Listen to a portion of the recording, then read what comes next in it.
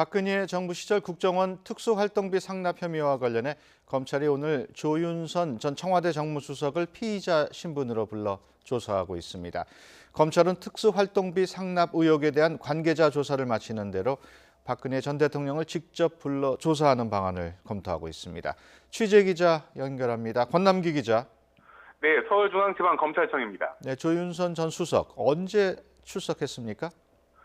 네, 조윤선 전 수석은 애초 예정됐던 오전 9시 반보다 30여 분 일찍 검찰청사에 출석했습니다. 취재진의 질문에 검찰 수사를 성실히 받겠다는 말만 남기고 조사실로 올라갔는데요. 문화예술계 블랙리스트 사건과 관련해 2심 재판 중인 조윤선 전 청와대 정무수석이 또다시 검찰 수사를 받게 됐습니다. 블랙리스트 관여 혐의와 관련해 1심에서 집행유예로 풀려난 지 넉 달 만입니다.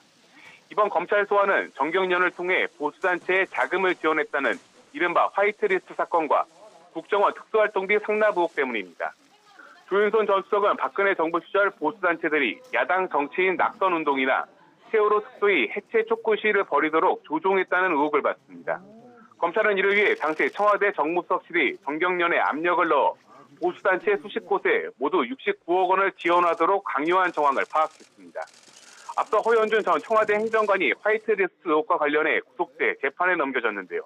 검찰은 당시 이 같은 관제 시위가 행정관 개인이 벌인 일이 아니라 조 전 수석 등이 공범인 청와대의 조직적인 활동이었다고 의심하고 있습니다. 국정원 특수활동비 관련 의혹 수사는 어떻게 진행되고 있습니까? 네, 조윤선 전 수석은 청와대 정무수석으로 일하면서 매달 국정원 특수활동비 500만 원을 받은 혐의도 받고 있습니다.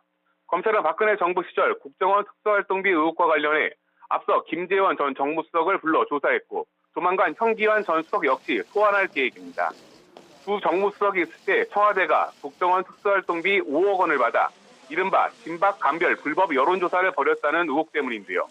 검찰은 이 여론조사에 조 전 수석이 연루됐을 가능성도 조사하고 있습니다. 조 전 수석 관련 혐의가 점점 새로이 드러나며 검찰이 다시 구속영장을 청구할 가능성도 커지고 있는데요. 결국 당시 청와대가 벌인 이러한 의혹들은 박근혜 전 대통령의 지시나 관여가 있었는지가 공통적인 핵심 사안인 만큼 검찰이 다시 박 전 대통령을 직접 불러 조사할 것이라는 전망도 나오고 있습니다. 지금까지 서울중앙지방검찰청에서 YTN 권남기입니다.